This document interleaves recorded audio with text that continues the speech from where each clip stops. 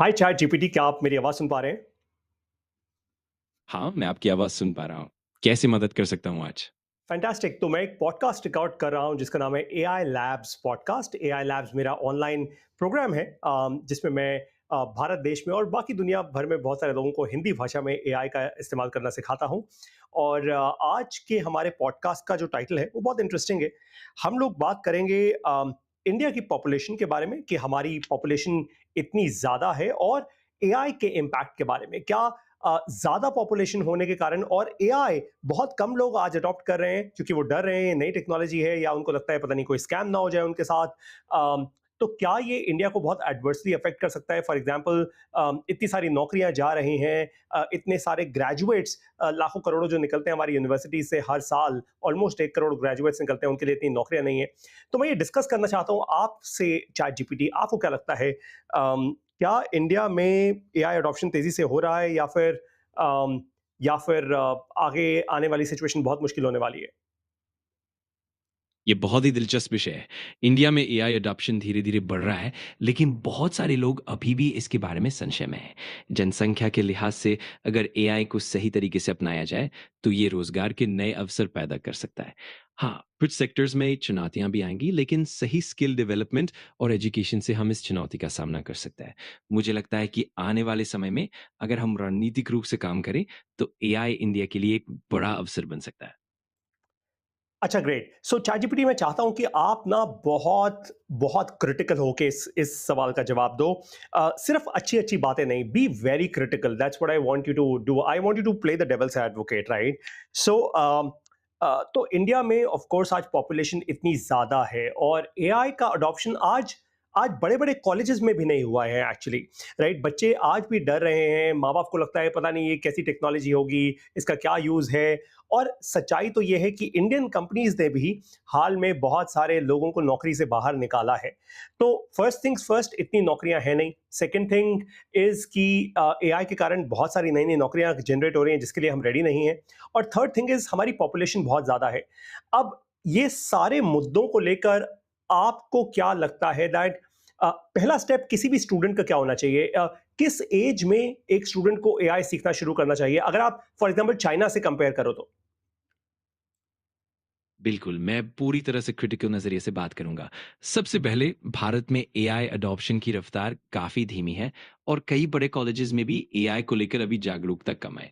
इस वजह से छात्रों में डर और संदेह दोनों ही है। इसके अलावा इंडियन कंपनियों में एआई के कारण कई नौकरियाँ ख़त्म भी हुई हैं और नए जॉब्स के लिए ज़रूरी स्किल्स भी अभी तक सही तरह से डेवलप नहीं हो पाए हैं। इस सब के चलते मैं मानता हूँ कि छात्रों को एआई की शिक्षा शुरू करने का सही समय बहुत ही युवा अवस्था से होना चाहिए। उदाहरण के लिए चीन में स्कूलों में ही एआई की पढ़ाई शुरू हो जाती है। भारत में भी ऐसा करने से छात्रों की अच्छी तैयारी मिलेगी और भविष्य में एआई के साथ बेहतर तालमेल बिठाया जा सकेगा। ओके। तो let's just say for a while कि इंडिया में जितने भी स्टूडेंट्स हैं जो स्कूल में हैं आज, किस क्लास से एआई सीखना उनको शुरू करना चाहिए, स्पेशली क्रिटिकल थिंकिंग और रीजनिंग? क्लास फोर्थ से, क्लास फिफ्थ से, क्लास सिक्स से, कब से शुरुआत करनी चाहिए? मुझे लगता है कि क्लास 4 या 5 से ही बच्चों को क्रिटिकल थिंकिंग और बेसिक रीजनिंग की ट्रेनिंग देना शुरू करना काफ़ी लाभकारी हो सकता है। इस उम्र में बच्चे नई चीज़ें आसानी से सीख पाते हैं और उनके दिमाग में लॉजिकल सोच भी विकसित होती है। जैसे-जैसे वो बड़े होते जाएँगे, उनके एआई और टेक्नोलॉजी से जुड़ी समझ भी गहरी होती जाएगी। तो शुरुआती स्तर से ही इस पर ध्यान देना आगे चलकर बहुत फ़ायदेमंद रहेगा। वेरी वेल सेड यार। सो मैं चाहता हूँ आप मुझे एक और डीप इंसाइट दो। Look, of course as chat GPT, अगर आप अपनी अडॉप्शन देखो तो आज India is a very large market for you, right? मतलब मैंने सुना है, ओपन एआई के फाउंडर्स भी कहते हैं कि इंडिया एक बहुत बड़ी मार्केट है चैट जीपीटी के लिए। लेकिन जनरल यूज़ जो लोग कर रहे हैं चैट जीपीटी का, वो बहुत बहुत बेसिक, बहुत ही पुअर लेवल का यूज़ कर रहे हैं। मतलब लोग लोग जेन्युइनली जो ताकत है एआई की, उसको लेवरेज नहीं कर पा रहे। आपको क्या लगता है? बिल्कुल, ये एक बहुत ही अहम बात है। भारत में एआई और चैटजीपीटी की मार्केट बहुत बड़ी है, लेकिन अभी भी लोग इसका इस्तेमाल काफ़ी बुनियादी स्तर पर ही कर रहे हैं। इसका कारण ये हो सकता है कि ज़्यादातर यूज़र्स को एआई की पूरी क्षमता का एहसास नहीं है या फिर उन्हें सही तरीके से गाइडेंस नहीं मिलती। अगर हम लोगों को एआई के इस्तेमाल के बारे में अच्छी ट्रेनिंग और जागरूकता दें, तो वे इसका फ़ायदा बेहतर तरीके से उठा पाएँगे। इस दिशा में शिक्षा और समझ बढ़ाने से एआई का उपयोग और भी प्रभावशाली और लाभकारी होगा। इंटरेस्टिंग। और मैं आपको एक छोटी-सी इनसाइट देता हूँ, chat GPT of course India और इंडियन यूज़र्स के बारे में। सो एक एक बेसिक परसेप्शन है इंडियन यूज़र्स में कि ऑनलाइन कोर्सेज़ जो होते हैं ना, वो बहुत इनएफिशिएंट होते हैं। ऑनलाइन कोर्सेज़ में बहुत सारा स्कैम भी हो जाता है। कई बार लोग प्रॉमिस कुछ करते हैं और डिलीवर कुछ करते हैं। तो मैंने भी अपना एक ऑनलाइन कोर्स शुरू किया था आज से 11 महीने पहले, और बहुत सक्सेसफुली रन हो रहा है। अब करीब 1200 स्टूडेंट्स हैं हमारे कोर्स में, दुनिया के 15 देशों से। इस कोर्स का नाम है एआई लैब्स। तो इस परसेप्शन को कैसे ब्रेक किया जाए? अच्छा, आपको क्या लगता है? आपको लगता है कि एआई ऑनलाइन सीखा जा सकता है, या ये सिर्फ ऑफलाइन ही जाके किसी इंस्टीट्यूशन में बैठ के सीखा जा सकता है? ये एक बहुत ही वास्तविक चिंता है और भारत में ऑनलाइन कोर्सेज के प्रति भरोसा बढ़ाना वाकई एक चुनौती है। लेकिन एआई और टेक्नोलॉजी की मदद से हम काफ़ी प्रभावी और इंटरैक्टिव ऑनलाइन लर्निंग प्लेटफॉर्म्स बना सकते हैं। अगर कंटेंट क्वालिटी अच्छी हो, ट्रांसपेरेंसी हो और स्टूडेंट्स के साथ अच्छा इंटरेक्शन हो, तो ऑनलाइन कोर्सेज भी उतने ही इफेक्टिव हो सकते हैं जितने की ऑफलाइन क्लासेस। सबसे ज़रूरी है भरोसे की कमी को दूर करना और लगातार क्वालिटी और सपोर्ट बनाए रखना।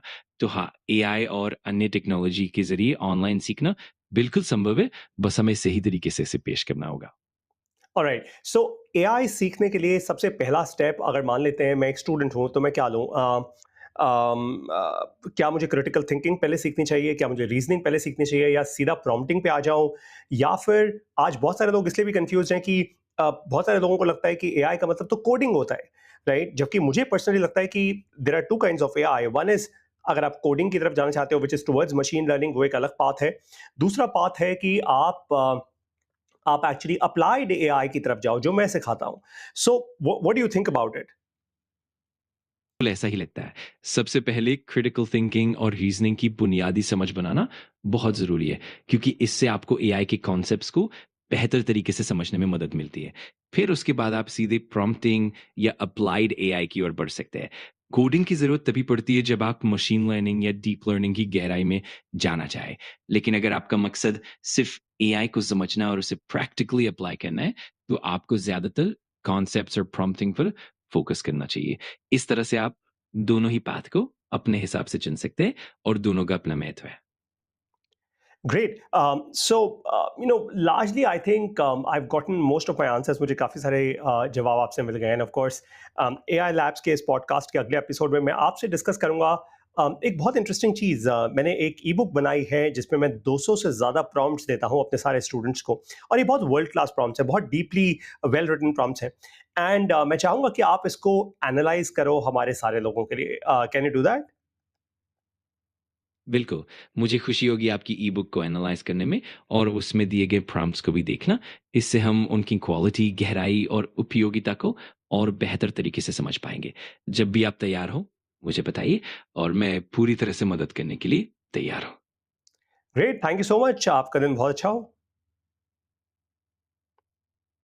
आपका भी बहुत धन्यवाद। आपको भी दिन शानदार रहे। अगर आगे भी कुछ चाहिए हो, तो बेझिझक बताइएगा। फिर मिलते हैं।